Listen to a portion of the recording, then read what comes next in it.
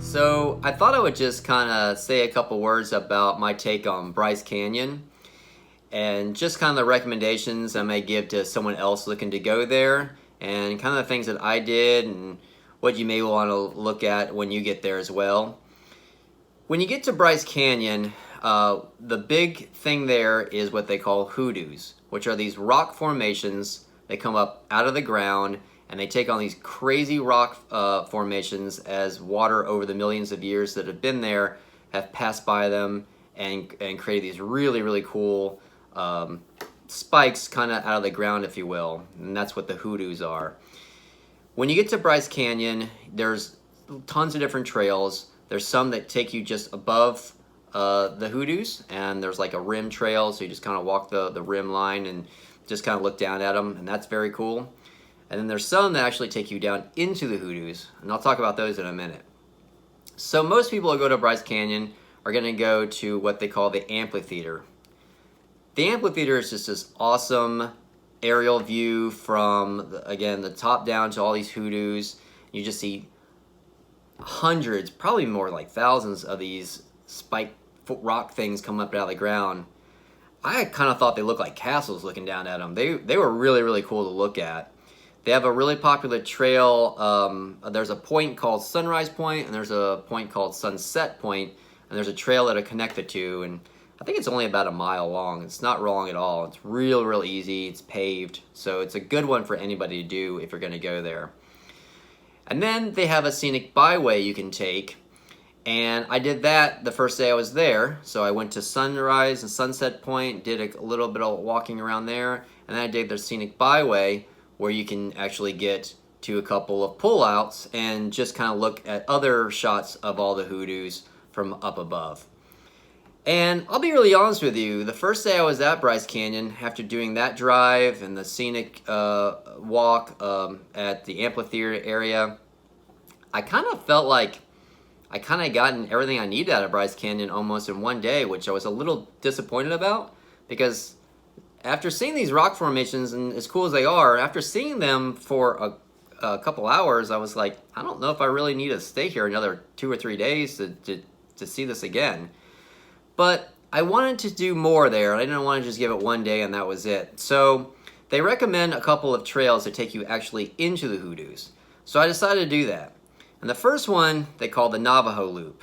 It's kind of short. It's about 1.5 miles, and but it does descend about 600 feet, which means you got to come up 600 feet too. So it's a little steep for those who maybe don't think they can go down or come back up the trail. You may want to reconsider it, but it's really not bad. It's very short, but I'll tell you, the views will definitely pay off. So the Navajo Loop will take you down to something called Wall Street. Wall Street basically is, as it descends down to the bottom of the canyon there, these hoodoos kind of form almost like a V. It comes down, just giant walls that come down. And at the very bottom, as you walk through them, they're probably only about 15 feet apart or so from each other. And you just kind of find yourself just staring up at these giant walls of rock from the hoodoos looking up. They take on a whole new perspective when you're walking through the hoodoos and you're looking at them from the ground up. I thought it was way more mesmerizing than looking at them from the top down, personally. It totally changed my whole perspective of the entire park. I suddenly just absolutely loved Bryce Canyon and wanted to go more and go see a lot more there and go further into it. So that Navajo Loop, which is about 1.5 miles, will actually connect you to another really popular trail there, which is the Queens Loop. And if you combine those two together, you'll walk about 3 miles, but it is really worth it.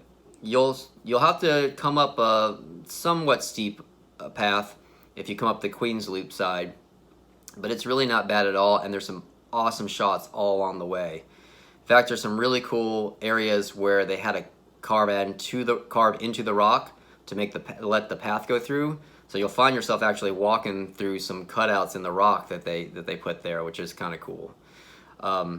Highly recommend that trail for anybody. You don't have to do both of them, like I said, because it's about 3 miles, and depending on what your comfort level is. but definitely do the Navajo Loop if you think you can come up the series of switchbacks that lead back up from the Navajo Loop, because it is definitely a whole new thing when you kind of look up at those hoodoos and see them from the ground up versus just looking at it the top down. It was mesmerizing, honestly. I could sit there all day almost. One place that I would really recommend for anybody to go to at Bryce Canyon is an area called Inspiration Point. Inspiration Point will take you out to an area where you can look around 360 degrees from this point and see open land, and it really leads to some amazing stargazing opportunities.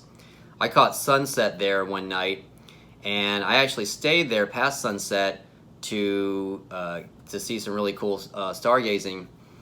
Unfortunately, there was a full moon that night, and it was really bright, and it really washed out a lot of the stars, which is really a shame because I was looking forward to staying there that night and just kind of just laying up at the looking up at the stars and see some really cool shooting stars. Anything that would have been really cool, but I didn't, unfortunately, because like I said, the moon kind of washed everything out. But it was really, really awesome. So that's a really cool hike. Kind of steep to get to, but worth it at the end when you get up to the top. If you're looking to camp in or around Bryce Canyon, one place that I stayed at was just down the street at Dixie Forest. And I stayed at Tom's Best Spring Dispersed Camping Area. And just a gravel road that you can take down, and there's lots of opportunities to just pull over to the side off the road and get a great camping spot. This was my spot right here, and I had a great view every night for sunset. The nearest neighbor was probably half a mile away from me. It was awesome. It was a great spot. Very, very, very quiet. All the trees made for great shade during the day if you need to come back to camp and trying to get a little bit in the shade, since it does get pretty hot in the area. This particular campsite, when I was there both nights, I actually don't know what was outside my tent, but I know I heard something walking around the tent, and I just heard the gravel crunching slowly as something was walking around the tent. And whenever you're camping and you hear something outside your tent, it always feels like they're just right on the other side of that nylon wall that's only between you and whatever animal's on the other side. I'm sure it was just a deer. I'm gonna go with deer in my head and say that it was just a deer, because deers are cute and gentle and won't tear you apart like a bear or anything else. Who knows what it was? I'm sure it was just a deer, if anything.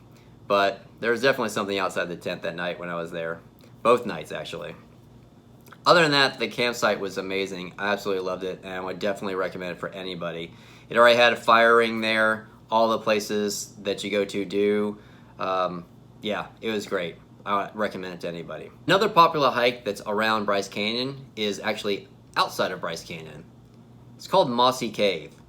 And I thought Mossy Cave would be a trail that would just lead me to this cave area so you can kind of walk around.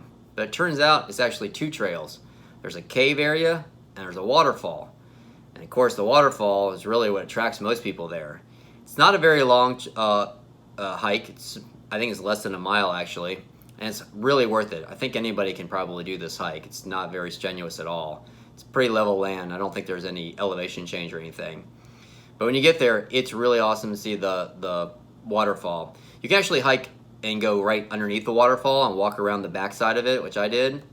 Or they have a trail that'll take you up to the top of it, which is only about 10 feet or so. It's not a high waterfall, but you can get up to the top of it and walk around the water that's at the top, which is really cool. And if you want to, you can keep taking it back a little bit further. Great hike for anybody. All skill levels, I think, could do it. Kids could do it. Anybody could really do it. It's awesome. I would definitely recommend it.